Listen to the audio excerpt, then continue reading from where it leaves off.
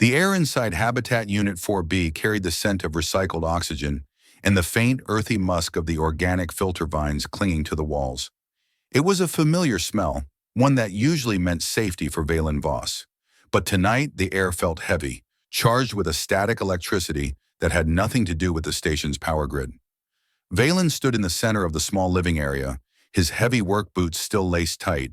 His hands, calloused from years of handling industrial crates and data slates, were steady, though his pulse thrummed like a malfunctioning engine. Behind him, the door sealed with a pressurized hiss, locking out the low hum of the Aethelis ring's corridors. In front of him stood the woman. She was draped in his oversized utility jacket, the gray fabric swallowing her slender frame.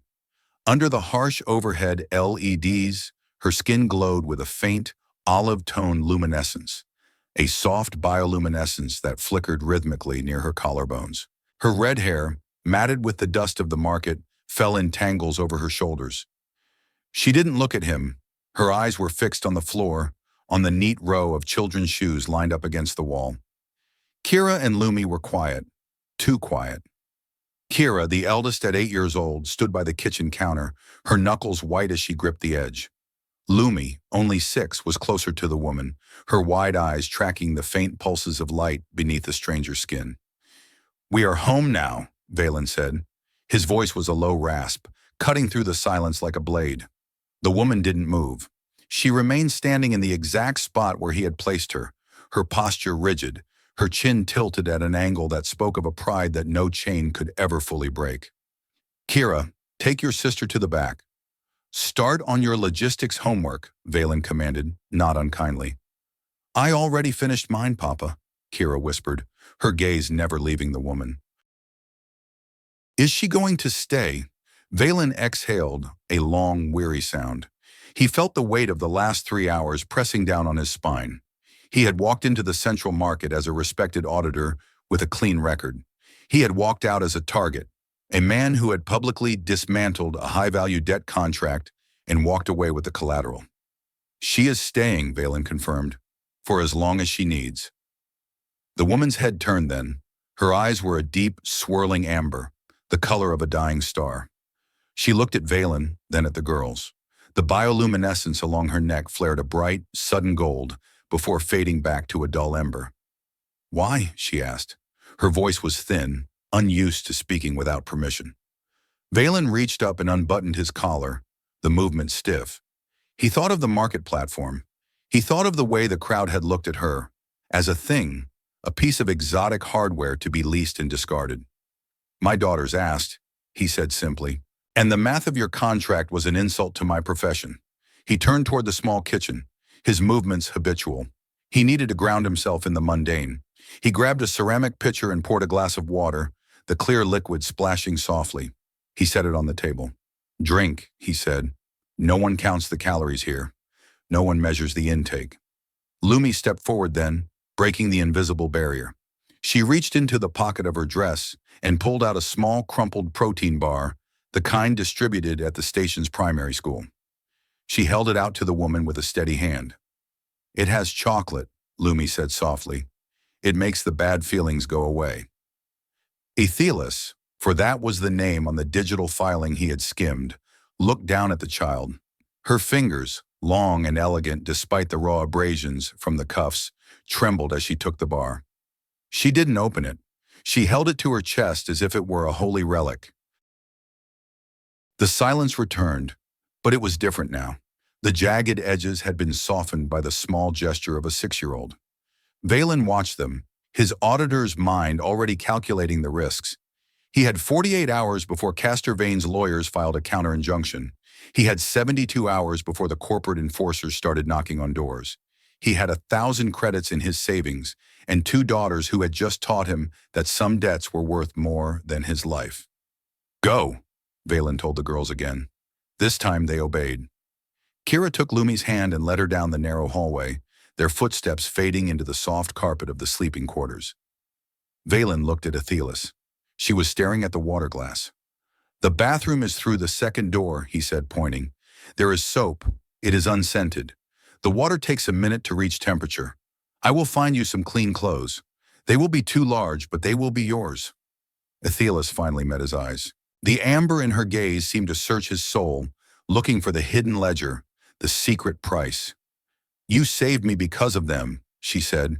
Vaelen leaned against the counter, his shoulders dropping an inch. I saved you because they are better people than I am, and I want them to stay that way. Aethelis nodded, a slow, deliberate movement. She picked up the water glass and drank, her throat moving in steady gulps. When she finished, she set the glass down and stood straighter. The light under my skin, she whispered. It reacts to truth. Yours is very quiet, Vaelen Voss. But it is there. Vaelen didn't answer. He couldn't. He watched her walk toward the bathroom, her gait still slightly uneven from the weight of the chains she no longer wore. When the door closed, he slumped into a chair and pulled his data slate from his satchel. The screen flickered to life, illuminating his tired face. He opened the file labeled Dispute 77 Alpha. He began to type, his fingers moving with a cold, surgical precision. He wasn't just a father tonight. He was a man building a fortress out of data and law. He would protect his home. He would protect his daughters. And he would protect the woman who had turned his orderly world into a beautiful, glowing chaos. The memory of the market felt like a jagged piece of shrapnel embedded in Vaelen's mind. It had started as a mundane Tuesday. The Aethelgard ring was in its midday light cycle, the overhead solar lamps simulating a warm golden afternoon. Vaelen had been carrying a bag of nutrient fruits and a roll of blue synth fabric for Kira's school project. They had reached the central plaza, a massive open space where the station's greenery was most lush. Towering fern trees reached toward the ceiling, their fronds swaying in the artificial breeze. It was supposed to be a place of beauty, but in the center of the plaza, a stone platform had been erected, a vector debt platform. Castor Vaelen stood there, dressed in a silk-lined suit that cost more than Vaelen's annual salary. He was a man who made his living in the gray spaces between the station's laws, a broker of human and non-human misery. Pick any alien woman, Vaelen had shouted, his voice amplified by a localized speaker. His smile was a row of perfect porcelain teeth. These contracts are clean, legal, and ready for immediate transfer. Vaelen had tried to look away. He had lived on Aethelgard for 15 years, and he knew that the only way to survive was to mind your own business. He tightened his grip on the girl's hands and kept walking. But then, he felt the tug. Lumi had stopped. She was staring at the platform, her small face pale. Beside her, Kira's expression was hard, her eyes burning with a sudden, fierce anger. Papa, Kira had whispered. That one. Vaelen had followed their gaze. Aethelis stood in the center of the platform, bound by heavy cuffs of black iron. She was dressed in rags that barely covered her, her bioluminescence dimmed to a sickly gray. She wasn't crying. She wasn't pleading. She was staring at a point in the distance, her mind clearly miles away from the humiliation of the auction. Daddy, that one, Lumi repeated, her voice trembling. She's hurting. I can see the light. It's broken. Vaelen had frozen. In that moment, he wasn't an auditor. He wasn't a citizen. He was a father being judged by his children. He looked at Vaelen, then at the chains, then at the small, hopeful faces of his daughters. The logic of his life, the careful calculations of risk and reward, shattered. Wait here, he told the girls, his voice dropping into the tone he used for military drills. Do not move. He had stepped toward the platform, his heavy boots echoing on the stone. The crowd parted for him, sensing the shift in the air. Vaelen reached into his satchel and pulled out his Cortex audit slate. Valen's eyes narrowed as Vaelen approached. You looking for a companion auditor? I didn't think you had the credits for this kind of luxury. Vaelen didn't smile. He didn't blink. He tapped his slate against the platform sensor. I'm looking at a public filing error, Vaelen. Vaelen laughed, a sharp barking sound. Error? My lawyers are the best on the ring. That contract is airtight. Is it? Valen's fingers danced across the screen. He was accessing the station's public ledger, a labyrinth of data that only someone with his specific clearances could navigate. Let's look at the vector debt filing for subject A90. Aethelis. A holographic window flared into existence between them, filled with columns of glowing text. Filed under Section 12, Subsection 4, Vaelen recited, his voice calm and clinical. Performance debt for medical services rendered on the lunar colony of Vaelanus. Interest rate, 15%, compounded daily. That's the standard, Vane sneered. Vaelen swiped a finger, bringing up a second document. Except Vaelanus was decommissioned 3 years ago by the Convergence Council. All debts originating from that sector were supposedly forgiven under the Relief Act of year 23. Vane's smile faltered. That's a technicality. The transfer was handled through a private intermediary. Vaelen looked up from the screen, his eyes as cold as deep space. The intermediary is a shell company registered to your brother's account. And look at this. The medical stamp on the original debt filing. He zoomed in on a small distorted seal at the bottom of the digital page. This seal belongs to a veterinarian clinic in Sector 7. Unless your subject here is a thoroughbred racing beast, this filing is a fraudulent misrepresentation of care. The crowd began to murmur. In the high-stakes world of Athelgard, where everything was governed by contracts, a fraud of this magnitude was a scandal. Vane's face flushed a deep, angry red. You're overstepping, Voss. You're interfering with a private transaction. Vaelen stepped onto the platform, invading Vane's personal space. He held up the slate so everyone could see the flashing red alert. Under Station Code 89, any contract found to have more than 2% factual error is subject to immediate suspension and public audit. He turned to the market clerk, a pale man who looked like he wanted to disappear. Clerk, log a formal dispute. Record the mismatched seals and the illegal interest compounding. The clerk's hands shook as he tapped his terminal. Dispute logged, Auditor Voss. The contract is suspended pending review. Vaelen lunged forward, his hand reaching for the cuffs on Aethelis' wrists. She belongs to me until the review is finished. Vaelen was faster. He caught Vane's wrist in a grip that made the broker's bones creak. His face was inches from Vane's. Under the suspension rules, the subject is moved to neutral protective custody, Vaelen growled. And since the station's holding cells are currently at 90% capacity, I am exercising my right as a Level 4 auditor to take her into private, supervised guardianship. The silence that followed was absolute. Vaelen looked like he wanted to kill Vaelen, but he was surrounded by hundreds of witnesses and a very clear, very public legal record. You're dead, Voss, Vaelen whispered. You just bought a world of trouble for a piece of glowing trash. Vaelen didn't respond. He let go of Vane's wrist and turned to Aethelis. She was looking at him with an expression he couldn't quite read. It wasn't gratitude. It was shock. May I? Vaelen asked, holding up a small magnetic key he had forced the clerk to hand over. She nodded once. The cuffs fell away with a heavy clack. The sound seemed to ripple through the plaza, a final, definitive note. Vaelen didn't touch her. He stepped back and gestured toward his daughters. Kira and Lumi ran forward, their small hands reaching out to catch Aethelis as she swayed on her feet. Let's go, Vaelen said. We have things to buy. They had walked through the market in a strange, protective formation. Vaelen in the lead, his eyes scanning for threats, and the three of them behind him. Two small girls and a luminous woman, joined together by a choice that made no sense on paper. Back in the apartment, Vaelen pulled himself out of the memory.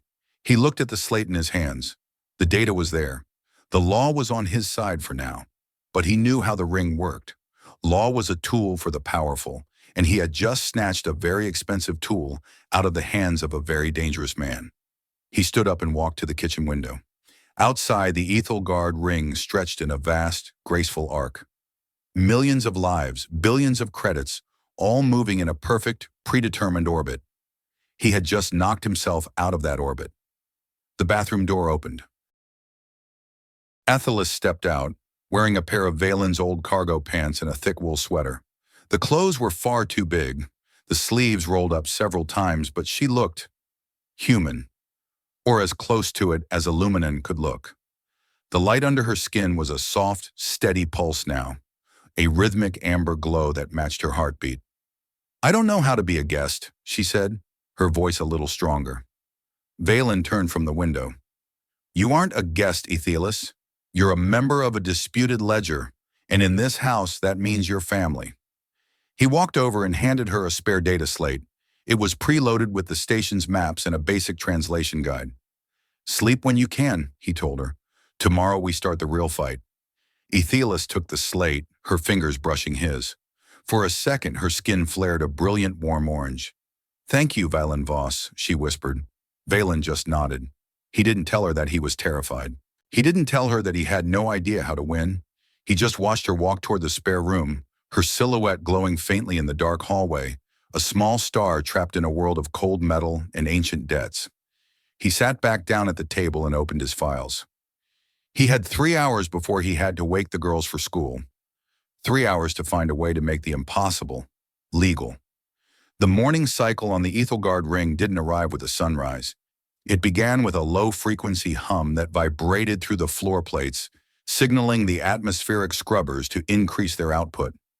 Vaelen Voss was already awake, sitting at the small kitchen table with a mug of bitter black brew that had gone cold 20 minutes earlier. His data slate was a glowing rectangle of bad news. In the cold light of the morning, the adrenaline from the market had evaporated, replaced by the heavy, leaden reality of a professional suicide. His credentials for the Logistics Guild showed a flashing amber icon, a temporary suspension. Castor Vane had worked fast. By 5 in the morning, a formal complaint of unprofessional conduct and interference with private assets had been filed against him. Bad sit rep? The voice was soft, melodic, and came from the hallway. Aethelis stood there, silhouetted by the dim light of the corridor. She was still wearing his oversized sweater, the wool bunching at her wrists. The bioluminescence along her collarbone was a steady pale blue, the color of a calm sea before a storm. Vaelen didn't look up immediately. He rubbed his eyes, feeling the grit of exhaustion. Vane moved faster than I anticipated. He's got friends in the upper tier.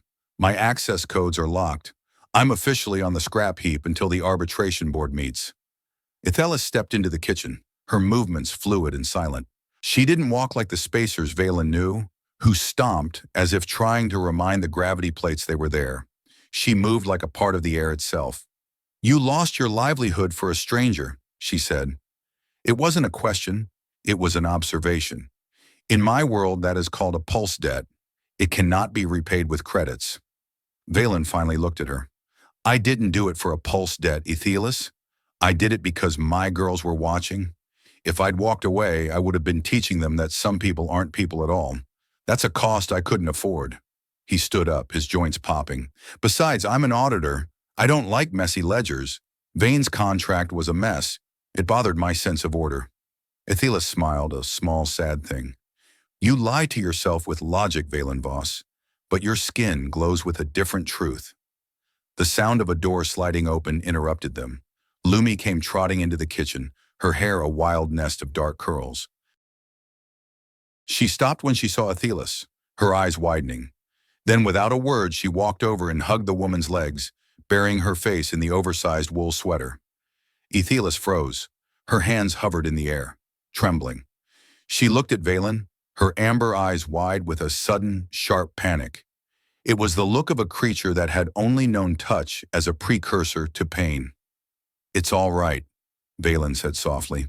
She's just saying good morning. In this house, we don't need a permit for a hug. Slowly, with a grace that felt ancient, Aethelis lowered her hands. She rested her long fingers on Lumi's head, her touch as light as a falling leaf. As she did, the light under her skin shifted.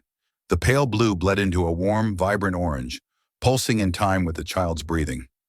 She is so warm, Aethelis whispered, like a small sun. She's a terror when she hasn't had breakfast, Vaelen grunted, though his eyes softened. Kira, out of bed! We've got 40 minutes before the transit pod leaves for the academy. The next hour was a whirlwind of domestic chaos, a sharp contrast to the high-stakes legal battle simmering on Vaelen's data slate. He moved through the routine with practiced ease, flipping nutrient-enriched pancakes and packing lunches while Kira searched for a missing shoe, and Lumi tried to explain a dream about a giant space whale. Aethelis watched it all from the corner, perched on a stool like a beautiful, luminous ghost. She didn't speak, but her eyes followed every movement, every laugh, every minor argument over who got the red juice box. To her, this was more alien than a black hole. You're not eating, Kira noted, pausing in the act of shoving a pancake into her mouth. She pushed her plate toward Aethelis. Papa makes them good. They taste like cinnamon and grit. The grit is the protein powder, Kira. Vaelen sighed. Eat your food. Aethelis picked up a small piece of the pancake, examining it as if it were a piece of complex tech. She took a bite, and her eyes closed. The orange glow near her heart deepened. It tastes like safety, she said quietly. Vaelen checked his wristcom. All right, gear up. Kira, take your sister's hand. Aethelis, stay inside. The door is hard locked. Don't answer the comms unless it's my personal frequency. I've ghosted our location on the public grid, but Vaelen has friends who can sniff out a digital trail. Are you going to be okay, Papa? Kira asked, her voice losing its bravado. She looked at the data slate on the counter, where the suspension notice was still visible. Vaelen knelt down, placing a hand on each of their shoulders. I'm an auditor, kiddo. I know where all the bodies are buried in this station's database. Vaelen thinks he's playing a high-stakes game, but he's playing with someone who knows the house odds. I'll be fine. Just focus on your history of the Great Expansion. He kissed their foreheads and ushered them out the door. As the seal hissed shut, the apartment felt suddenly, deafeningly quiet. Vaelen turned to Aethelis. She was standing by the window, looking out at the inner ring. Thousands of lights twinkled in the distance, representing the homes of over 500,000 people. They are your heart, Aethelis said, not turning around. They are, Vaelen agreed, and that makes me vulnerable. Vaelen knows that. He won't come for me first. He'll try to squeeze me financially, turn my neighbors against me, make me a pariah. He wants me to crawl back and beg to give you back just to get my life back. Will you? Vaelen walked over to her, standing close enough to see the intricate swirling patterns of her luminant heritage on her skin. I've spent 15 years following the rules, Aethelis. I've calculated the cost of every crate, every liter of oxygen, every hour of labor. I've lived a life of perfect balance. He leaned his forehead against the cool glass of the window. But some things don't belong on a ledger. You can't put a price on the look in my daughter's eyes when they told me to save you. If I give you back, I lose them. Not because Vaelen takes them, but because I'll be someone they don't recognize anymore. Aethelis reached out, her fingers hovering just an inch from his hand. The people who shang me, they called me Asset 49. They told me my purpose was to shine for their amusement until my light burned out. They said I had no soul, only a biological battery. She finally touched his hand. Her skin was warm, vibrating with a low-frequency hum that felt like a song. You chose to see a person, she said. That choice, it is a powerful thing, Vaelen Voss. It creates a rhythm in the void. I hope that rhythm can pay the rent, Vaelen said, his voice a dry rasp. Because as of 5 minutes ago, we are officially broke. Kiyi, he stepped away, his mind already shifting back into combat mode. I'm going to the undersectors. I have an old contact, a fixer who owes me for ghosting a shipment of illegal spice 5 years ago. If I'm going to fight Vaelen, I need to get off the grid. Stay here. Stay hidden. Vaelen, she called out as he reached for his jacket. He stopped, his hand on the door controls. Don't lose your light in the dark, she whispered. Vaelen gave a short, sharp nod. I'll try, but in the undersectors, sometimes you have to be the shadow to catch the wolf. He stepped out into the corridor, the door sealing behind him. The Aethelgard ring was a masterpiece of engineering, a circular paradise of green and light. But as Vaelen descended into the service elevators, bypassing the polished residential tiers, the world began to change. The air grew thicker, smelling of grease, ozone, and the sour tang of too many bodies in too little space. The lights flickered with a yellow, sickly hue. This was the bottom tier, where the station's waste was processed and the void-born, those without credits or citizenship, scraped out a living. Vaelen moved with a purposeful stride, his shoulders hunched, his eyes sharp. He didn't look like an auditor anymore.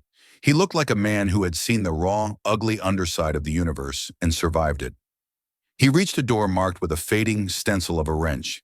He knocked 3 times, then twice, then once. A small slit opened. A pair of bloodshot eyes peered out. We're closed, Spacer. Move along.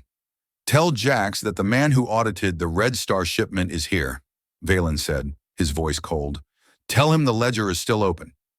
The slit slammed shut. A moment later, the heavy metal door groaned open. "Voss?" A voice growled from the darkness. "You've got a lot of nerve showing your face here. I heard you went hero in the market yesterday. Heroes don't usually last long in this sector." Vaelen stepped into the room, the smell of cheap tobacco and burnt wiring hitting him like a physical blow. "I'm not here to be a hero, Jax. I'm here to be a problem, and I need your help to do it." The Arboretum of Ethelgard was a sprawling, 3-kilometer stretch of managed wilderness located at the station's apex. It was the only place on the ring where the sky, the transparent hull plates, revealed the unfiltered stars. During the day, the solar shields were retracted, allowing the genetically modified oaks and weeping willows to soak in the radiation of the distant sun. Vaelen had decided to take a risk. 2 days had passed since he'd gone off-grid. Jax had provided him with a ghost key, a small device that scrambled their biosignatures, making them appear as generic maintenance pings to the station's security grid. Aethelis needed light, not the flickering LEDs of the apartment, but the broad-spectrum radiation that her people used to sustain their cellular health. Her glow had begun to dim, turning a murky, translucent gray. "Is this a forest?" Aethelis whispered as they stepped out of the transit pod. The girls were ecstatic. They hadn't been to the Arboretum in months. It was too expensive for a regular outing, but Vaelen had used a hacked credit voucher Jax had provided. "It's a fake forest," Kira explained, skipping ahead onto the mossy path. "But the trees don't know that. They just grow wherever the pipes tell them to." "Look, the sky flowers!" Lumi pointed upward. High above, the massive transparent plates showed the deep velvet black of the vacuum, speckled with a billion pinpricks of white fire. Aethelis stopped. She tilted her head back, her neck arching. As the unfiltered starlight hit her skin, her bioluminescence reacted instantly. It was like watching a dying ember, suddenly caught in a gale. A wave of brilliant, shimmering violet washed over her, starting at her brow and cascading down to her fingertips. "I remember this," she murmured, her voice thick with emotion. "The stars, they aren't just lights. They are the pulse of the universe." Vaelen stayed close to her, his hand never far from the concealed stun baton at his hip. He was scanning the crowds. The Arboretum was busy, families on picnics, couples walking hand in hand, elderly citizens sitting on benches of carved stone. Everyone looked normal, but Vaelen knew that normal was the best disguise for a bounty hunter. "Stay within 10 meters of me," Vaelen warned the girls. "And Kira, keep your comms open. If you see anyone wearing a cultural logistics badge, we bug out immediately." "Relax, Papa," Kira said, though she stayed closer than usual. "You're acting like we're in a red zone." "On this station, everyone is in a red zone right now," Vaelen muttered. They walked deeper into the trees, where the noise of the crowds faded, replaced by the artificial chirping of mechanical birds and the soft rustle of leaves. Aethelis seemed to be drinking in the environment. She touched the bark of a massive oak, her fingers glowing where they met the wood. "This tree is lonely," she said suddenly. Vaelen blinked. "It's a tree, Aethelis. It's a biological oxygen producer." "No," she insisted, her eyes soft. "It has no rhythm. It is surrounded by siblings, but it cannot hear them. The pipes drown out the song of the soil." She closed her eyes and pressed her palm flat against the trunk. A soft, rhythmic pulse of golden light began to emanate from her hand, sinking into the bark. To Valen's shock, the leaves above them seemed to shiver, turning toward her as if she were a new sun. Lumi crept closer, sitting at Aethelis's feet. "Can you talk to them?" "I can remind them of what they are," Aethelis answered. "In my home, we were the gardeners of the light. We didn't build with metal. We sang the forests into being. We shared our pulse with the world, and the world shared it back." She looked at Vaelen, a strand of red hair falling across her face. "That is why they sheng us, because we cannot be owned. You can chain a body, but you cannot chain a pulse." Vaelen felt a pang of something he couldn't name, a mixture of awe and a deep, gnawing guilt. He had spent his life managing assets, ensuring that everything was in its proper place. He was part of the system that saw the universe as a series of resources to be exploited. "I'm sorry," he said, and he realized he meant it. "For what my kind has done. For the platforms." Aethelis took her hand off the tree. The golden light faded, leaving the oak looking somehow more vibrant, its leaves a deeper shade of green. You are not your kind, Vaelen Voss. You are a man who chooses his daughters over his comfort. That makes you rare. The moment was shattered by a sharp electronic chirp from Valen's wristcom. Voss, we've got a problem. Jax's voice was distorted by static. Vane didn't wait for the arbitration board. He hired a private recovery team, the Iron Sights. They just bypassed the precinct's locks on your unit. They're looking for the asset, and they've got a scent trace. Valen's blood turned to ice. We're in the Arboretum, Sector 4.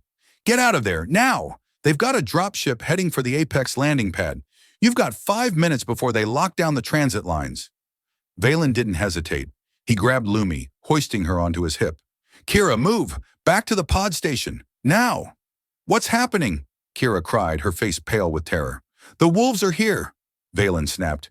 Aethelis, stay behind me. If they get close, I'll draw their fire. You take the girls and run for the maintenance shafts. No, Aethelis said, her voice unexpectedly hard. I will not run while you bleed. This isn't a debate. Move! They sprinted back down the path, the moss squelching under their boots. The peaceful atmosphere of the Arboretum felt suddenly predatory. Every rustle of leaves was a hidden assassin. Every shadow was a weapon. They reached the transit plaza just as a sleek, black craft descended from the sky, its thrusters scorching the manicured grass. The side door slid open, and 4 figures in tactical armor stepped out, their faces hidden behind matte black visors. Target sighted, a synthesized voice boomed across the plaza. Asset 49. Stand down, auditor. You are in possession of stolen corporate property. The crowd in the plaza erupted into a panic. People screamed, scattering in every direction as the Iron Sights raised their pulse rifles. Vaelen pushed the girls behind a stone planter. He drew his stun baton, the blue sparks dancing along its length.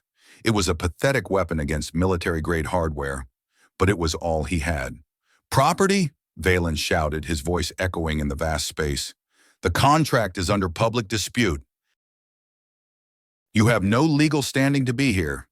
The dispute was closed 5 minutes ago, the lead merc replied, stepping forward. Administrative error. The asset is back on the ledger. Step aside, Voss. You're out of your league. Vaelen didn't move. He felt a small hand grip his jacket. Lumi was huddled against him, her body shaking. Papa, I'm scared, she whispered. I know, baby, I know. Close your eyes. Vaelen looked at Aethelis. She was standing beside him, her bioluminescence a jagged, angry crimson. She looked less like a victim and more like a goddess of war. You want my light? She called out to the mercs. Come and take it. The lead merc raised his rifle. Stun setting. Don't damage the merchandise. Before he could fire, Aethelis stepped forward. She didn't draw a weapon. She simply opened her arms. Luminant pulse. Overdrive, she whispered. Suddenly, her body erupted in a blinding, incandescent flash of white light. It wasn't just a flash. It was a physical wave of energy that swept across the plaza. It was as bright as 1,000 suns, forcing every person and every camera to look away. The Iron Sights staggered back, their visors auto-dimming too slowly to protect their retinas. The electronic sensors in their rifles shrieked in protest, overloaded by the sheer intensity of the radiation. Now! Aethelis' voice rang out, clear and commanding. Vaelen didn't need to be told twice. He grabbed the girls and Aethelis, dragging them toward the service entrance marked with the maintenance stencil Jax had told him about. He slammed his ghost key against the lock, and the heavy door hissed open. They scrambled inside, the door locking shut behind them just as the first pulse bolts began to thud against the metal. They were in a narrow, dimly lit service tunnel, filled with the roar of water pipes and the smell of recycled air. Vaelen leaned against the wall, gasping for breath. His retinas were still dancing with purple spots from the flash. Are you okay? He asked, looking at Aethelis. She was slumped against the opposite wall, her glow faded to a barely visible flicker. Her skin looked pale, almost translucent. It costs, she gasped. The light! It is my life force. I cannot do that again for a long time. Lumi ran to her, wrapping her arms around the woman's neck. You saved us! You were like a superhero! Aethelis managed a weak smile, stroking the girl's hair. I was just a mother protecting her heart. Vaelen froze. The word hung in the air, heavier than the metal of the station. Mother. He looked at Kira, who was staring at Aethelis with a mixture of shock and dawning realization. The humanistic theme he had been trying to protect, the idea that family was a choice, not a bloodline, had just become a living reality. We need to move, Vaelen said, his voice thick with emotion. They'll find a way through that door in a few minutes. Jax has a safe house in the industrial sector. It's dirty, it's loud, and it's buried under 10 meters of scrap metal. But they won't find us there. He helped Aethelis to her feet. She was unsteady, leaning heavily on him. He put his arm around her waist, supporting her weight. Why didn't you leave? Vaelen asked quietly as they began to navigate the labyrinth of pipes. You could have used that flash to disappear into the crowd. You could have been free. Aethelis looked up at him, her amber eyes shimmering in the dim light. Freedom is a cold thing when you are alone in the void, Vaelen Voss. I have spent my whole life being property. I would rather be a hunted woman with a family than a free ghost in the dark. Kira took Aethelis' hand, her small fingers interlocking with the long, elegant ones. We're not going to let them take you back. Never. I know, Aethelis said, because we have a rhythm now. They moved deeper into the shadows of the Aethelgard ring, leaving the world of light and leaves behind. Above them, the iron sights were tearing the arboretum apart, searching for an asset that no longer existed. Vaelen Voss, the auditor who lived by the ledger, was now a man who had intentionally deleted his own life to write a new one.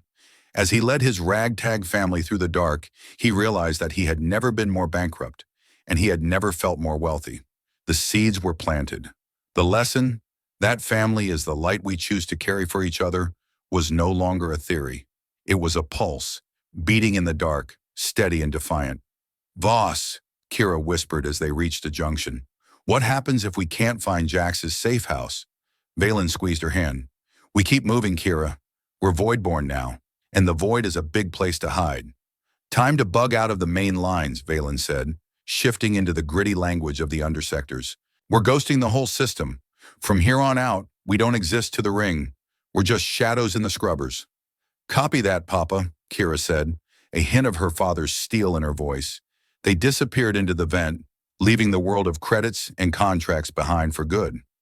The transition from the lush, oxygen-rich heights of the Arboretum to the industrial underbelly of the Aethelgard ring felt like a slow descent into a fever dream. The elevator shafts in the gutter tiers did not slide with the silent grace of the upper levels. They groaned and rattled, the cables shrieking against rusted pulleys as they plunged toward the station's churning heart. Vaelen held the girls close, his arms acting as a physical barrier against the grime-streaked walls. Aethelis leaned heavily against the corner of the lift, her head lolling. The violet radiance that had saved them in the plaza was gone, replaced by a dull, ashen gray that made her skin look like cooling charcoal. Every few seconds, a faint, stuttering flicker of amber would spark near her heart, a desperate biological pilot light trying to stay lit. Almost there, Vaelen whispered, though he wasn't sure if he was talking to his daughters or the dying woman. The doors forced themselves open with a jagged, metallic protest. They stepped out into a corridor where the air was thick with the smell of scorched ozone, recycled sweat, and the heavy, sweet rot of the waste reclamation vats. This was the gutter, the place where the station's discarded dreams in industrial bile collected. Jax's safe house was tucked behind a series of vibrating coolant pipes. To any casual observer, it was a maintenance alcove for the primary heat exchangers. Vaelen pressed his ghost key to a recessed panel that looked like a rusted bolt. After a 3-second delay that felt like 3 years, the wall hissed and slid back just enough for them to squeeze through. Inside, the space was cramped, illuminated only by a single flickering light strip.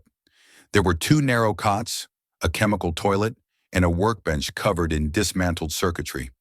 It was a tomb, but it was a hidden one. "Papa, it's loud," Lumi whimpered, covering her ears. The roar of the heat exchangers on the other side of the wall was a constant, bone-shaking thunder. "The noise is our friend, Lumi," Vaelen said, his voice straining to be heard over the hum. "It drowns out our heartbeats. Security scanners can't pick up biopings through this much electromagnetic interference. We're invisible here." He guided Aethelis to the first cot. She collapsed onto it, her breath coming in ragged, shallow whistles. Aethelis? Vaelen knelt beside her, his hands hovering over her shoulders. What do you need? Nutrient paste? Stim packs? Tell me. She reached out, her fingers fumbling for his hand. When she found it, her skin was cold, a terrifying, unnatural chill. Light, she rasped. I used too much. My cells are empty. I need a high-yield power source. Anything broad spectrum. Vaelen looked around the room. There was no starlight here, no solar lamps, just the dirty yellow glow of the industrial tier. He felt a spike of panic.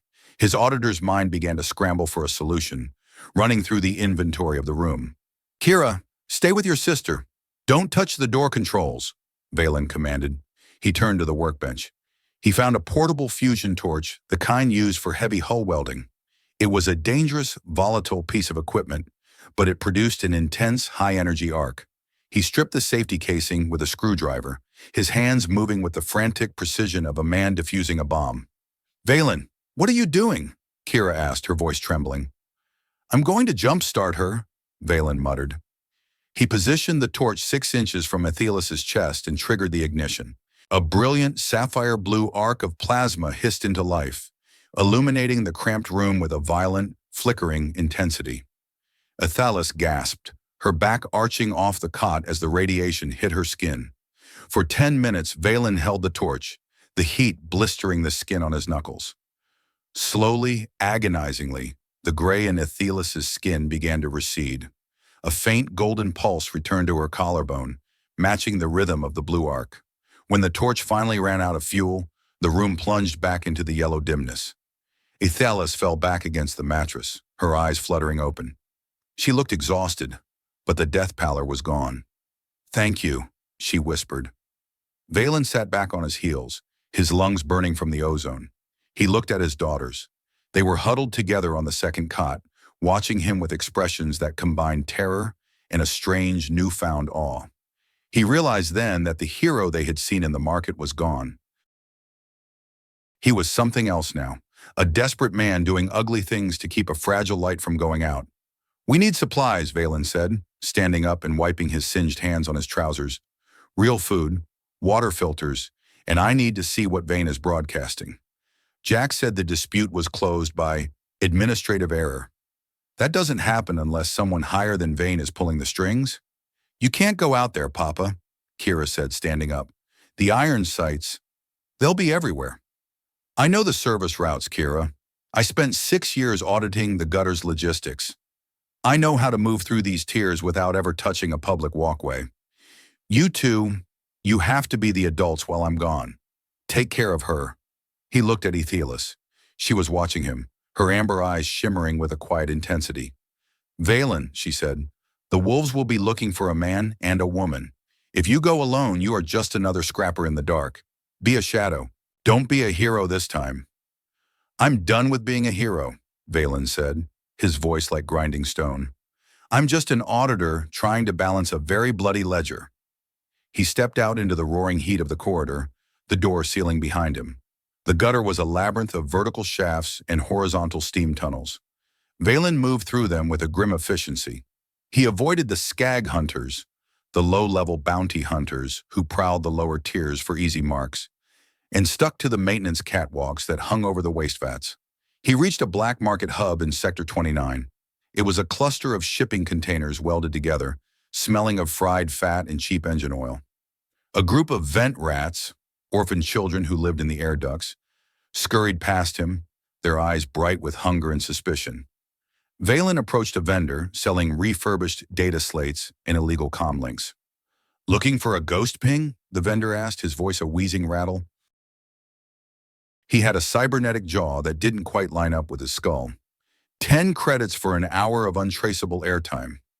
Give me 20 minutes and a news feed, Vaelen said, sliding a handful of credits across the grease-stained counter. He activated the slate and tapped into the station's public broadcast. His heart stopped. The screen showed a high-resolution image of his own face, followed by images of Kira, Lumi, and Aethelis. Wanted for domestic terrorism. the scrolling text read. Vaelen Voss, former logistics auditor, charged with the kidnapping of corporate assets and the detonation of an experimental electromagnetic weapon in the Arboretum. Reward, 100,000 credits, dead or alive. Vaelen felt a cold, numbing sensation wash over him. Terrorists. They hadn't just sued him, they had erased his humanity. By labeling him a terrorist, the Iron Sights no longer had to follow the rules of stun only. They could vent his unit into space and call it a security protocol. A voice cut through the noise of the market. "Hey you, scrapper, turn around!" Vaelen didn't turn. He felt the familiar weight of the stun baton in his pocket. He glanced at the reflection in a nearby puddle of oil. Two men in reinforced leather jackets were approaching him. They weren't Iron Sights. They were local muscle, looking for a quick payday. "I said turn around, spacer," one of them growled, his hand reaching for a jagged vibroblade. "You look a lot like 100,000 credits I saw on the feed." Vaelen exhaled. He thought of his daughters in that cramped, dark room. He thought of Aethelis' fragile light, the humanistic theme he had tried to live by. The idea that family and justice were worth more than rules was now being weighed against the raw, brutal necessity of survival.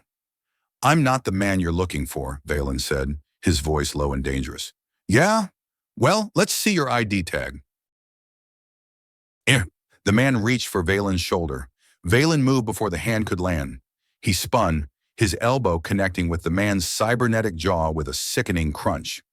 As the second man lunged with his blade, Vaelen drew the stun baton and slammed it into the man's chest. The man convulsed, blue sparks dancing across his leather jacket, and fell into the grease. Vaelen didn't wait for them to get up. He grabbed the data slate and vanished into a steam tunnel. He was shaking, not from fear, but from the realization of how easy it had been. He had spent his life following the law, believing that the system was the only thing standing between civilization and the void. But the system had betrayed him. The system had called his children terrorists. As he ran back toward the safe house, the transition began. The auditor was dead. The father remained, but he was becoming something else. Something darker, something that the Aethelgard ring had spent centuries trying to suppress.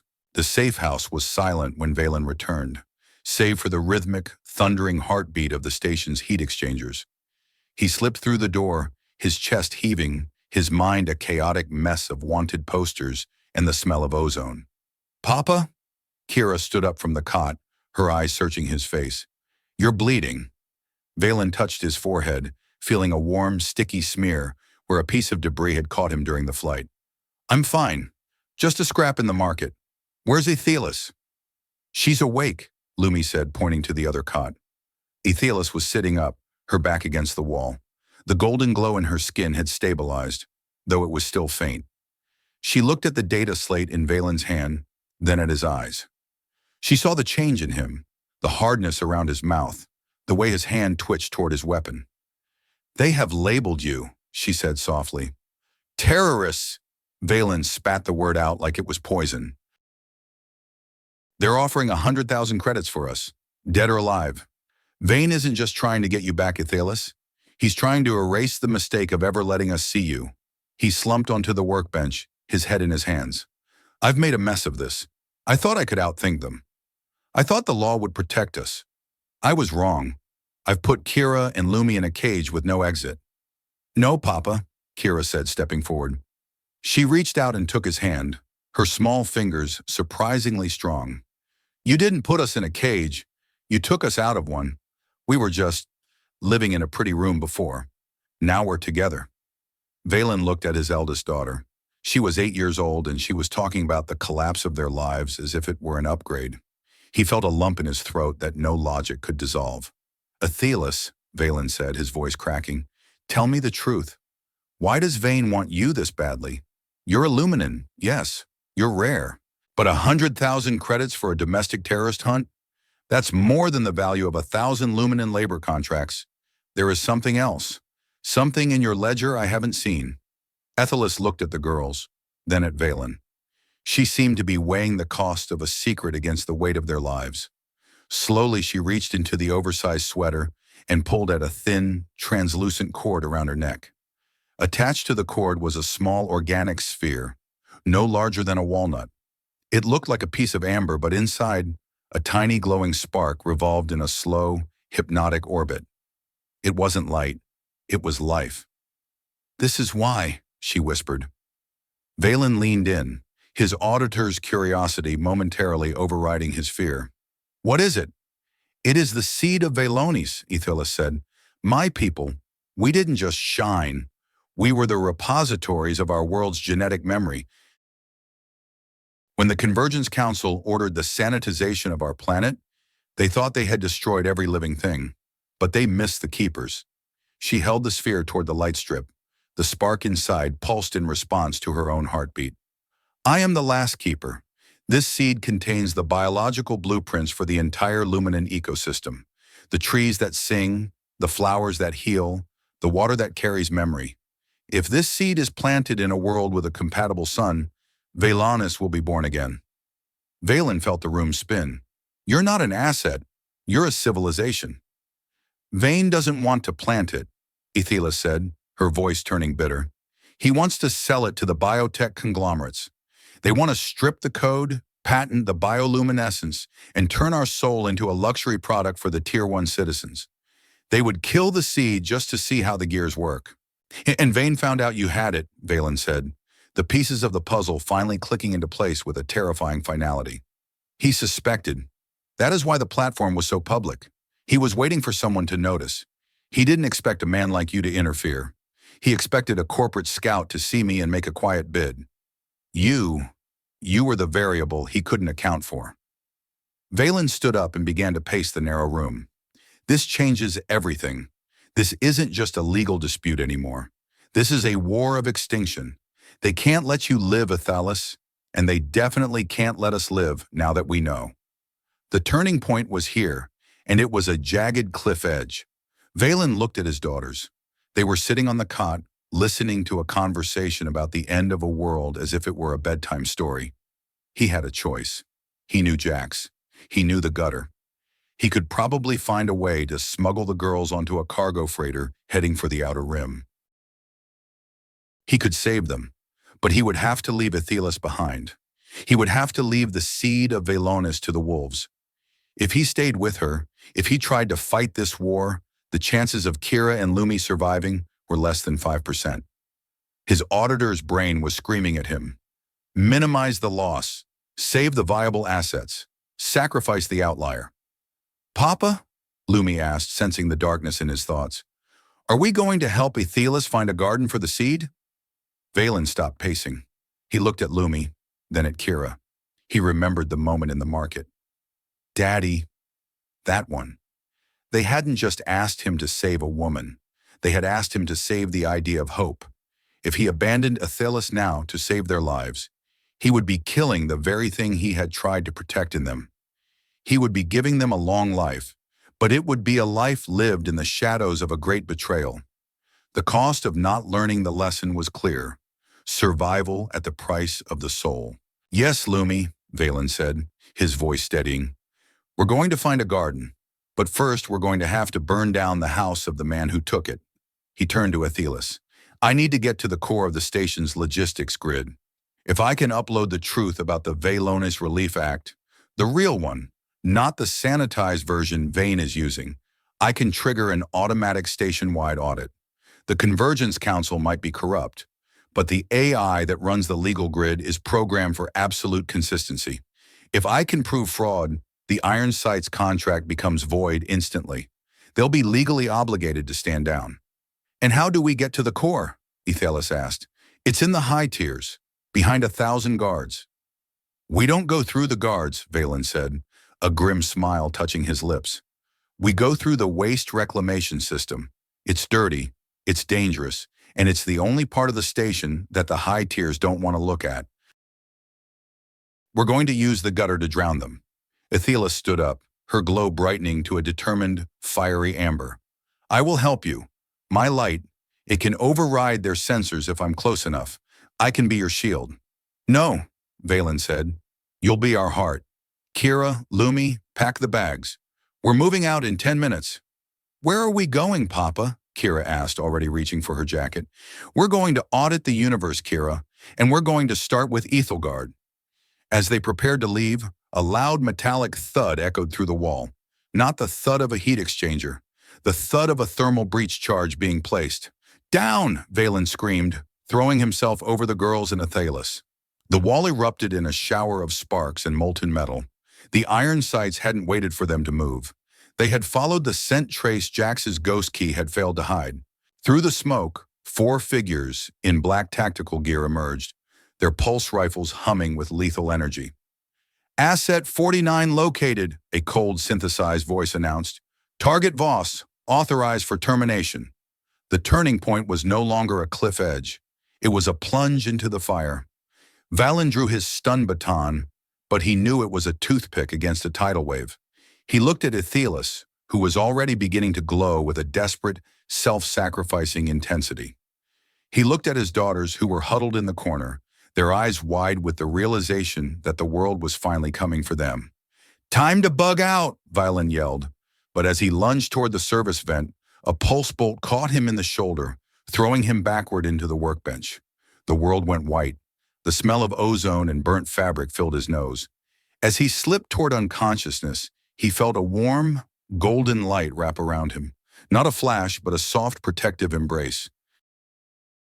"I choose you," Aethelis' voice whispered in his mind, resonant and clear. "I choose this family." The battle for Ethelgard had begun, and the ledger was about to be written in blood and light. The world did not return in colors. It returned in the taste of copper and the screaming vibration of floor plates. Vaelen Voss felt the heat before he felt the pain. The pulse bolt had cauterized the flesh of his shoulder instantly, a mercy of physics that kept him from bleeding out, but left a white-hot spike of agony driven deep into his nervous system. He groaned, a sound lost in the thunder of the second breach charge. Smoke, thick and smelling of burnt polymers, choked the small room. Through the haze, he saw a halo of incandescent violet. Aethelis was standing over him, her arms outstretched. She wasn't just glowing now. She was a conduit. The bioluminescence along her arms had turned a jagged, crystalline white, forming a shimmering curtain of energy that deflected the incoming pulse bolts. Each impact against her shield made her flinch, her skin cracking like fine porcelain under the strain. "Kira!" Vaelen gasped, his voice cracking. "Lumi! They're here, Papa!" Kira's voice came from beneath the workbench. She was shielding Lumi with her own body, her face smeared with soot, her eyes wide with a terrifying adult clarity. The iron sights moved with surgical precision. 2 of them were already through the breach, their matte black armor absorbing the flickering light of the room. They didn't speak. They didn't need to. One raised a suppression grenade, a sleek cylinder designed to knock out every nervous system in a 20-meter radius. Aethelis saw it. She looked down at Vaelen, her amber eyes burning with a fierce, sacrificial light. This was the moment he had feared, the moment where the logic of the auditor would suggest that the asset was lost, and the only path forward was to save the remaining viable units. But as he looked at her, he didn't see an asset. He didn't see a biological battery. He saw the woman who had held his daughters and whispered about the stars. "No, Aethelis," Vaelen yelled, reaching out with his good arm. "Don't do it." She ignored him. She stepped toward the breach, her entire body beginning to vibrate with a high-pitched hum that set Valen's teeth on edge. The air around her began to ionize, smelling of ozone and ancient forests. "Go through the vent," she commanded, her voice sounding like a chorus of 1,000 whispers. "I will hold the line." "I'm not leaving you to be zeroed," Vaelen snarled. He forced himself upright, the agony in his shoulder threatening to black him out. He grabbed his stun baton, but it felt like a toothpick against a tidal wave. He looked at the heavy coolant pipe running along the ceiling. It was a high-pressure line filled with super-cooled liquid nitrogen for the heat exchangers. "Kira, grab the magnetic wrench from the bench. Hit the primary valve." Kira didn't hesitate. She scrambled out from the shadows, her small hands gripping the heavy tool. She swung it with every ounce of her strength against the emergency release. The valve shattered. A roar of white, freezing mist erupted into the room. The temperature plummeted 40 degrees in a single second. The iron sights, their thermal sensors, suddenly blinded by the absolute zero spray, faltered. Their visors frosted over, and their armor's joints began to seize in the extreme cold. "Move!" Vaelen grabbed Aethelis by the waist, dragging her back toward the service vent. The violet shield flickered and died as her concentration broke. Her body slumped against him, drained. Kira, Lumi, into the hole. Now! The girls scrambled into the narrow rectangular opening of the waste chute. It was a tight fit, smelling of old grease and stagnant air. Vaelen shoved Aethelis in after them, then hauled himself through the opening just as a pulse bolt hissed through the space where his head had been a heartbeat before. He kicked the vent cover back into place, engaging the manual lock. They were in the sluice lines, the narrow vertical arteries that carried the station's solid waste down toward the reclamation vats. It was a steep, 60-degree incline, slick with a century of industrial runoff. "Hold on to each other," Vaelen shouted over the roar of the ventilation fans. They slid. It was a terrifying, chaotic descent through the dark. Vaelen used his boots to try and slow their speed, his good arm wrapped around Aethelis to keep her from tumbling. Kira held Lumi, both of them screaming as they plummeted through the obsidian throat of the station. They hit a junction, the floor dropping away into a massive horizontal pipe. They tumbled out, landing in a heap on a bed of discarded synth filters and soft organic waste. Silence fell, broken only by the distant rhythmic thud of the station's primary pistons. "Is everyone alive?" Vaelen asked, his breath coming in ragged gasps. "I think I broke a tooth," Kira said, her voice small but steady. "But I'm okay." Lumi just whimpered, clutching Aethelis' hand. The Luminen woman was breathing heavily, her skin a dull, bruised purple. The effort of holding the shield had cost her more than she was letting on. "Where are we?" Lumi asked, looking up into the darkness. "We're in the obsidian arteries," Vaelen said, his auditor's memory of the station's blueprints clicking into place. "This is the gutter's gutter. We're 5 levels below the industrial tier. If we keep moving, we'll hit the primary reclamation hub. From there, we can find a way to the core." He tried to stand, but his legs gave out. The pain in his shoulder was no longer a spike. It was a fire that was consuming his entire side. He looked at his satchel, which had been torn during the slide. His data slate, the one containing the evidence of the Vaelones fraud, was gone. "It's over," Vaelen whispered, the darkness closing in on him. "The slate is gone. I have no proof. No way to stop the audit.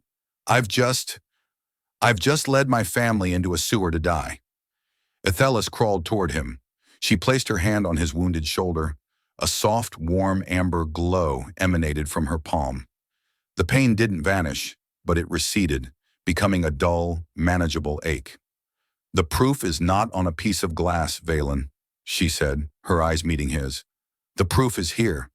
She pointed to the seed of Vaelones, still pulsing against her chest. "Vane doesn't want the data," she said. "He wants the life inside this seed. And as long as we are breathing, the ledger is not closed. You chose to save me when the math said to let go. That is the only proof the universe needs." Vaelen looked at her, then at his daughters, who were huddled together in the filth of the station's waste. He had spent his life believing that truth was something you could calculate, something you could prove with a ledger and a stamp. But as he sat there, a wanted man in a stinking tunnel, he realized that the humanistic truth he had been protecting was something much more primal. It was the choice to stay. It was the choice to be a father when being an auditor was easier. "We're not dying here," Vaelen said, his voice hardening with a new kind of resolve. He reached out and took Kira's hand, then Lumi's. Aethelis stood up, her glow providing the only light in the tunnel. "We're going to the core," Vaelen said, "and we're going to show the whole ring what happens when you try to audit a soul." They began to walk, 4 shadows moving through the obsidian arteries of Ethelgard. They were no longer running, they were ascending. The deeper they traveled into the waste reclamation tunnels, the more the Ethelgard ring felt like a living creature. The walls were not made of clean, polished alloy. They were encrusted with layers of biofilm and mineral deposits, pulsing with the rhythmic vibration of the station's circulatory system.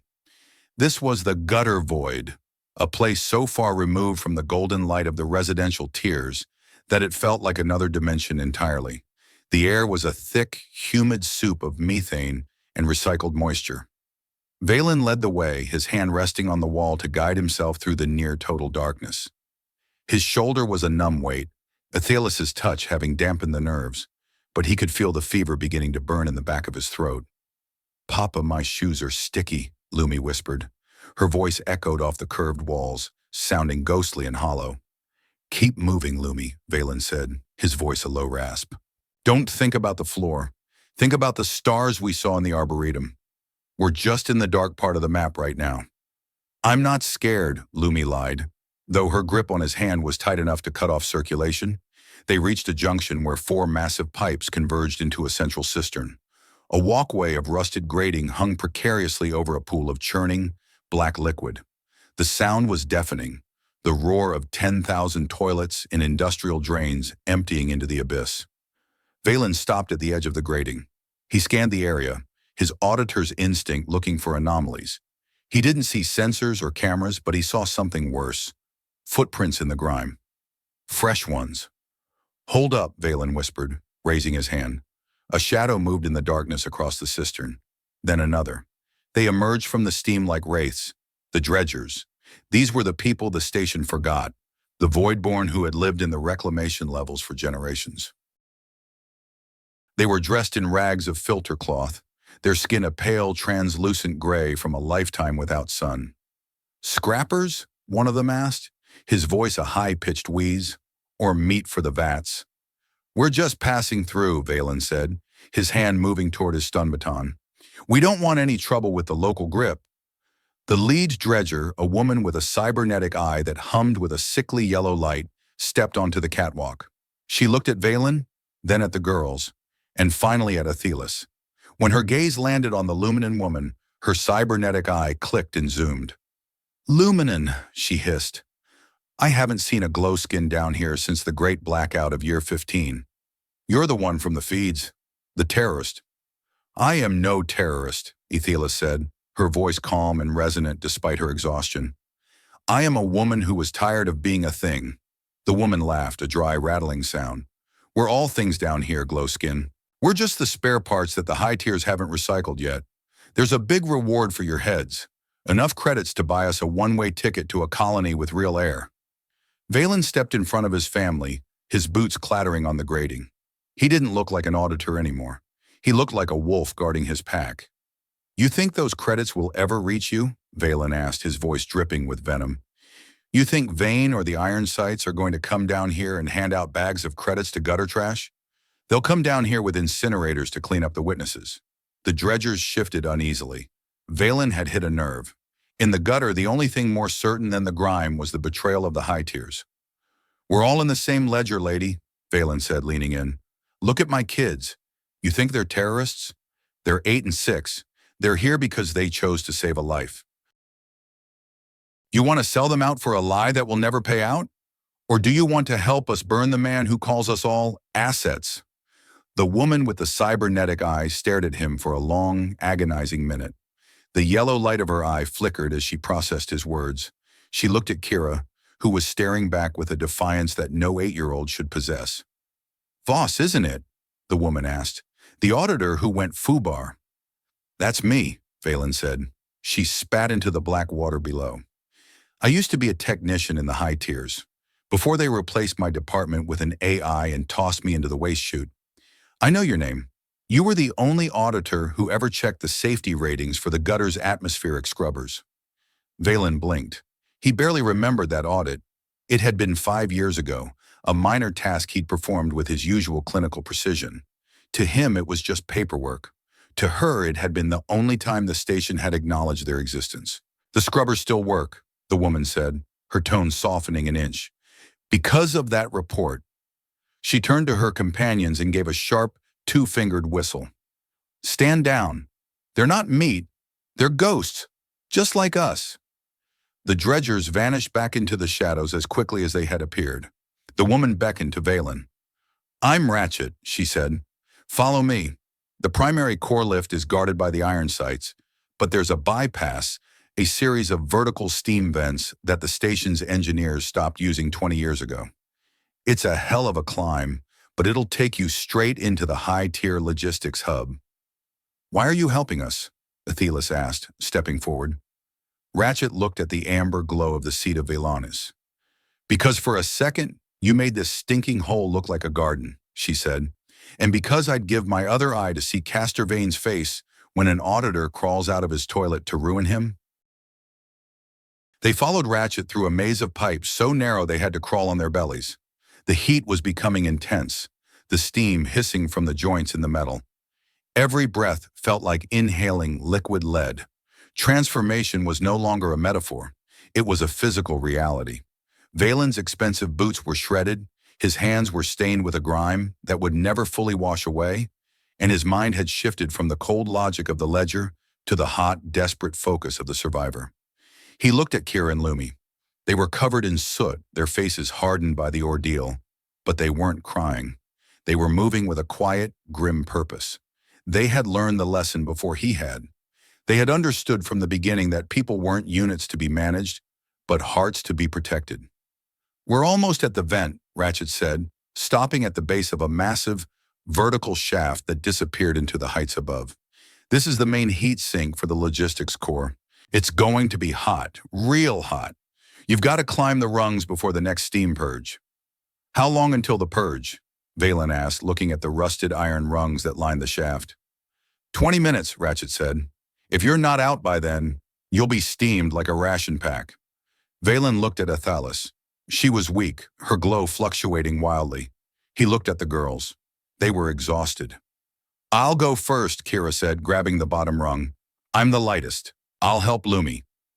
Vaelen felt a surge of pride and terror. He looked at Ratchet. "Thank you." "Don't thank me yet, Auditor," Ratchet said, her cybernetic eye dimming. "Just make sure the truth gets out. Make them see us." The climb was a nightmare of vertical struggle. Vaelen went last, his one good arm doing the work of two, his teeth gritted against the agony in his shoulder. Above him, he could see the silhouette of his daughters climbing with a rhythmic, desperate speed. Aethelis was just below them, her skin glowing a fierce, defiant orange, her hands leaving small, burnt marks on the metal rungs. 5 minutes passed. 10. The air began to vibrate, a low, deep thrum that signaled the buildup of the steam purge. "Hurry!" Vaelen shouted, his voice echoing in the shaft. They reached a small, circular hatch 20 meters from the top. Kira was already there, pulling at the rusted lever. It didn't move. "It's stuck!" she screamed, her voice bordering on panic. "Papa, it won't budge!" Vaelen looked down. The bottom of the shaft was already filling with a thick, white mist. The purge had begun. The temperature was rising. He could feel the skin on his back beginning to blister. "Aethelis, get the girls to the top of the hatch," Vaelen shouted. He climbed past them, his muscles screaming in protest. He reached the hatch and jammed his stun baton into the gap between the door and the frame. He didn't have the leverage with one arm. He looked at Aethelis. She understood. She climbed up beside him, her skin touching his. The warmth of her pulse flowed into him, a surge of biological energy that momentarily overrode his exhaustion. "Together!" he roared. "On the count of 3. 1, 2, 3. They threw their combined weight against the lever. With a scream of tortured metal, the hatch flew open. Inside! Inside! Vaelen shoved the girls through the opening, then Aethelis. He scrambled in after them, just as a column of white-hot steam erupted through the shaft, missing his boots by a fraction of a meter. They tumbled onto a floor of clean white tile. The air was cool, smelling of ozone and expensive perfume. They were in the high tier, the logistics hub. Silence returned, but it was a different silence. It was the silence of power. "We made it," Lumi whispered, her face covered in soot but her eyes bright. Vaelen stood up, swaying on his feet. He looked at his reflection in the polished glass of a nearby terminal. He looked like a monster, a dirty, bloody creature from the depths of the station. But as he looked at Aethelis and his daughters, he realized he had never looked more like a human. The humanistic theme had moved from the subtext to the very center of the action. They weren't just fighting for a contract anymore. They were fighting for the right to exist in a world that wanted to turn them into data points. "Let's go find a terminal," Vaelen said, his voice a low, dangerous growl. "I have an audit to finish." The transformation was complete. The auditor had been forged in the fire of the gutter, and now he was ready to burn the high tiers down with the truth. They moved toward the central console, 4 shadows in a world of light, ready to close the ledger for good. The high-tier logistics core was a cathedral of glass and humming data, a stark, clinical contrast to the humid rot of the obsidian arteries. Here the air was chilled to precisely 19 degrees Celsius, filtered through carbon silk membranes until it tasted of nothing but ozone and expensive sterility. Vaelen Voss stumbled across the polished white floor, his boots leaving a trail of dark, oily gutter grime that looked like a jagged wound on a pristine canvas. His shoulder was a thrumming engine of agony. The amber light from Aethelis' touch had kept the shock at bay, but the physical reality of the pulse bolt injury was beginning to override his nervous system. He leaned heavily against a sleek, obsidian-colored console, his breath coming in shallow, ragged whistles. "Papa, sit down," Kira whispered, her voice cracking as she tried to pull him toward a cushioned bench designed for high-tier executives. "Not yet, Kira," Vaelen gasped, his fingers fumbling for the interface port. "The system it's still running Vane's scripts. We have to purge the ledger before the iron sights cycle back around." Aethelis stood in the center of the room, her bioluminescence fluctuating in a frantic, staccato rhythm. She looked at the towering holographic displays, billions of credits flowing in golden streams, representing the lifeblood of the Ethelgard ring. To her, it wasn't money. It was a map of Xiang and ownership. "This place," she murmured, her skin turning a sharp, defensive violet. "It is built on the silence of millions. I can feel the weight of every broken contract in the vibrations of the floor." "It's just data, Aethelis," Vaelen said, though his voice lacked conviction. He jammed his good hand against the primary sensor. "Computer. Authorization. Voss, Vaelen. Senior Auditor, Level 4. Initiate emergency administrative review." The room's lighting shifted from a soft blue to a demanding, clinical white. A neutral, synthesized voice echoed through the chamber. "Authorization recognized. Senior Auditor Voss, your credentials are currently flagged for terminal suspension. Security protocols are active." "I am initiating a whistleblower override under station code 99, Vaelen shouted, his teeth gritted against a fresh wave of pain. "I am reporting a systemic fraud involving the Vaelones Relief Act. I have the primary asset present for biometric verification." "Processing," the computer replied. "Biometric scan required for subject A90. Aethelis stepped toward the central pillar, a shaft of light descending to scan her. As the beam hit her skin, her glow erupted into a brilliant, swirling nebula of gold and emerald. The seed of Vaelones, hanging at her throat, pulsed with a light so intense it seemed to bleed into the station's very foundations. "Scan complete," the voice announced. "Identity confirmed. Aethelis of Vaelones. Keeper class. Discrepancy detected. Subject A90 is listed as deceased assets under File 7G. Current ownership. Cultural logistics. Broker Vaen." "The death was faked to bypass the Relief Act," Vaelen explained, his fingers flying across the holographic keyboard, ignoring the blood dripping from his sleeve onto the keys. "Audit the payment trails. Look for the loop-back accounts in Sector 29. Zero out the interest compounding. Reset the ledger to the year 23 baseline." The screens around them began to flicker at a dizzying speed. Red text turned to green. Golden streams of credits were redirected, frozen, or deleted. "Hey, Scrapper! Step away from the console!" Vaelen froze. He didn't need to turn around to recognize the voice. Castor Vaen stood at the entrance to the core, his silk suit rumpled, his face a mask of sweating, desperate fury. Behind him stood 3 iron sights, their pulse rifles leveled at Vaelen's head. "You're Fubar, Voss," Vaen hissed, his voice echoing in the vast cathedral of data. "You think you can just walk in here and delete 40 million credits? You're not just a terrorist now. You're a ghost. I'll have you zeroed and scrubbed from the history of this station before the morning cycle." Vaelen slowly turned, keeping his hand on the execute command.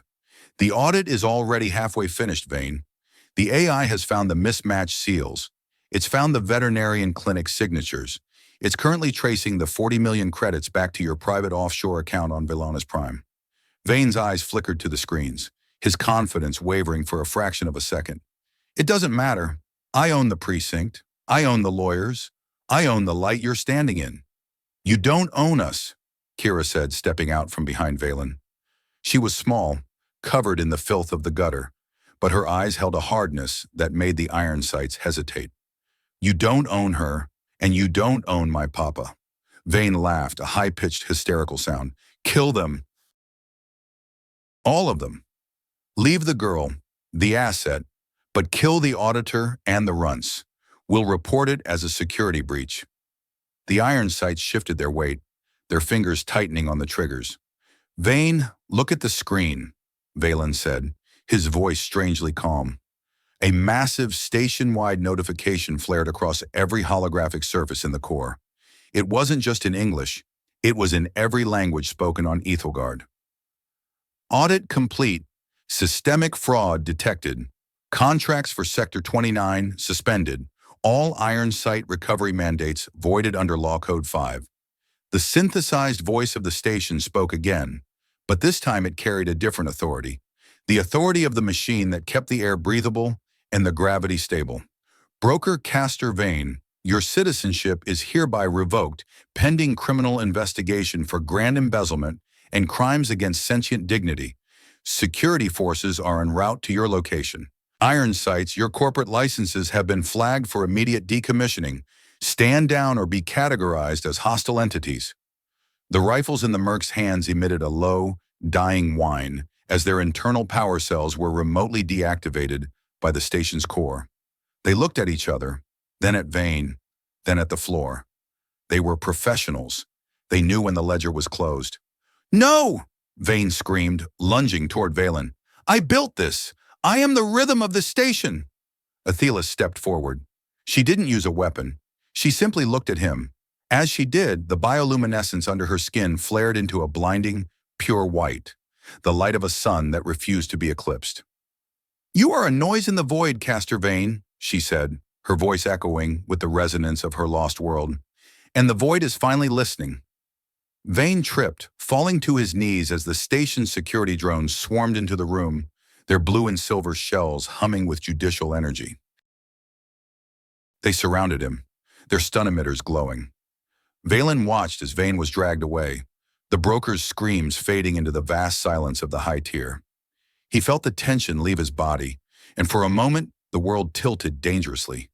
He felt Aethelis catch him, her skin warm and glowing against his neck. It is finished, she whispered. The math, it finally balanced, Vaelen murmured, his eyes closing. Kira and Lumi ran to him, their small hands clutching his jacket. They were safe. The audit was over. But as Vaelen slipped toward a well-earned unconsciousness, he realized that the resolution wasn't in the data he had purged. It was in the fact that he was still holding on to the three people who had become his entire universe. The immediate aftermath was a blur of medical drones and civil registrars. Vaelen was placed in a high-intensity healing tank, his shoulder being reconstructed by microscopic nanites that hummed like a summer field.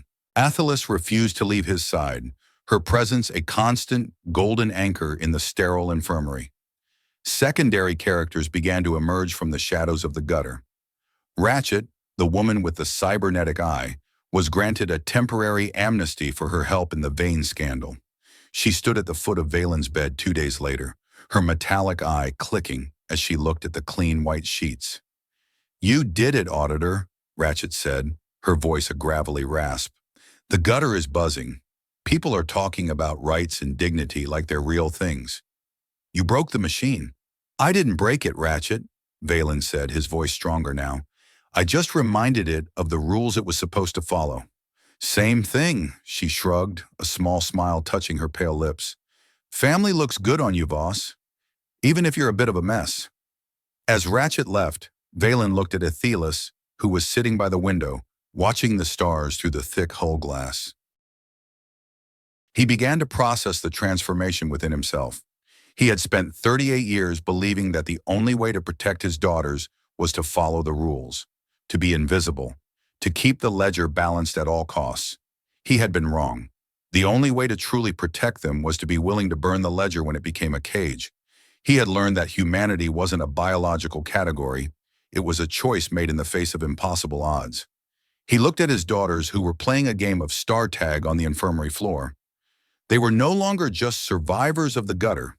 They were the architects of a new kind of family, and he was finally, for the first time in his life, a man who didn't need a slate to know his own worth. The departure from Ethelgard Ring did not happen in secret. Instead of sneaking away through service vents, Vaelen Voss and his family walked through the main docking bay of the residential tier.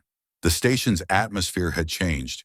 The silence was gone, replaced by a low, vibrant hum of conversation and the sound of thousands of voices no longer afraid to speak their own names. Vaelen wore a new jacket, his own, bought with the credits he'd been awarded for his role in exposing the Vaelonish fraud. He looked different. The clinical sharpness in his eyes had been replaced by a quiet, steady warmth. His movements were no longer those of a man trying to be invisible. He walked with a measured, grounded purpose. Beside him, Aethelis wore a dress made of woven light fiber, a gift from the citizens of the gutter who had pooled their resources to buy her something that didn't belong to a broker. Her skin was a constant, healthy amber, pulsing in a slow, peaceful rhythm that seemed to synchronize with the station's life support systems. Kira and Lumi skipped ahead of them, their laughter echoing off the polished alloy walls. They were carrying small packs filled with school supplies and seeds, real seeds given to them by the gardeners of the Arboretum. "Is the ship ready?" Aethelis asked as they approached Docking Bay 42. "The Luminara," Vaelen said, naming the small, long-range explorer vessel the station had granted them. "She's not a battleship, but she has the best life support systems I could find in the logs. We have enough fuel to reach the Heliox outpost in the Outer Rim." "And the garden?" Vaelen touched the pocket of his jacket, where the seed of Vaelones rested. "We'll find a place with a yellow sun and soil that remembers the Song of the Stars? Just like you said." They boarded the ship, the air inside smelling of fresh paint and hope. Vaelen sat in the pilot's chair, his hands moving over the controls with a confidence that had nothing to do with auditing. He looked at his daughters, who were already buckling themselves into the secondary seats. "Ready for a long flight?" he asked. "Ready, Papa," Lumi shouted. "Ready," Kira echoed, her gaze fixed on the view screen. Vaelen initiated the undocking sequence. As the Luminara drifted away from the massive, rotating ring of Ethelgard, he saw thousands of lights flickering in the residential tiers. People turning their own lights on and off in a station-wide signal of farewell and gratitude. He took the ship into the dark, leaving the world of debts and ledgers behind. As they entered the silent stretch of the void between systems, Vaelen stood up and walked to the observation deck. The girls were asleep in their bunks, and Aethelis was standing by the glass, her reflection glowing in the dark. He looked back on the journey they had taken. "I used to believe that the universe was a series of binary choices, credit or debit, law or chaos, safety or risk. I spent 38 years of my life trying to keep the ledger of my existence perfectly balanced, thinking that if the numbers were right, my daughters would be safe. I treated my own heart like a logistics problem, managing my grief for my wife and my fear for the future with the cold precision of an audit. I thought that by following every rule, I was building a fortress, but I realize now that I was just building a very orderly prison. The moment Kira and Lumi whispered those words in the market, "Daddy, that one," they weren't asking me to balance a ledger. They were asking me to choose a life over a law. They saw the rhythm in Aethelis that I had trained myself to ignore. They understood that the only thing in this cold, vast void that truly matters isn't the credits we accumulate or the status we maintain, but the people we choose to carry with us into the dark. I have lost my job, my home, and my standing in the guild. By any calculated metric, I am bankrupt. Yet, as I watch the light of Aethelis pulse against the stars, I know that I have never been more wealthy. I am no longer an auditor of facts. I am a guardian of a song. I have learned that family isn't something that happens to you because of blood. It is something you build, one choice at a time, until the rhythm of your souls becomes a single, unbreakable pulse. Vaelen reached out and took Aethelis' hand. Her skin was warm, the vibration of her pulse flowing into his palm, grounding him. They stood there for a long time, watching the distant nebulas swirl like clouds of cosmic dust. "Vaelen," Aethelis said softly, "the seed is beginning to wake. I can feel it." He looked down at his pocket. A faint golden light was beginning to seep through the fabric. "It knows we're close to home." "No," she said, looking at him with eyes that held the wisdom of 1,000 light years. It knows we're already there. Vaelen smiled, a genuine, unburdened expression that reached his eyes. He realized then that the audit was finally, truly complete. The errors had been purged, the debts had been forgiven, and the ledger was open to a brand new page. He thought of the people back on Ethelgard, and the people in the gutter, and the billions of souls across the stars who were still living in their own orderly prisons, waiting for someone to show them that the rules could be broken for the sake of a heart.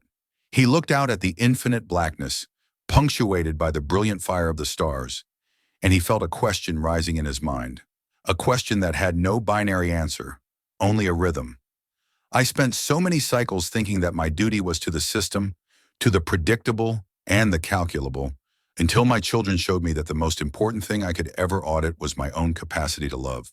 I wonder, as you navigate the ledgers of your own lives, have you ever looked at someone, really looked at them, and realized they weren't a cost to be managed or a role to be played, but a reason to keep breathing in the dark?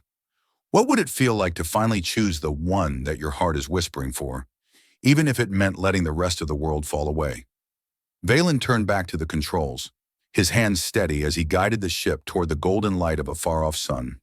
In the quiet cabin of the Luminara, the light of the seed of Vaelones grew brighter, casting long, peaceful shadows against the walls as the family began their first true night of freedom. The void was no longer empty. It was a garden waiting to be born. I spent years carrying a ledger like armor, only to realize it was a cage. I wonder, in the busy market of your own life, is there a one you've been told to ignore because the math didn't add up? What would happen if you finally listened to that whisper and chose the heart over the ledger? Vaelen reached down and adjusted the small woolen blanket over Lumi's shoulders, his fingers lingering on the soft fabric. He didn't check his data slate once as he settled into the chair beside Aethelis, their lights mingling in the soft, shared glow of the cabin. The ship moved forward, a single defiant spark of warmth traveling toward the dawn of a new world,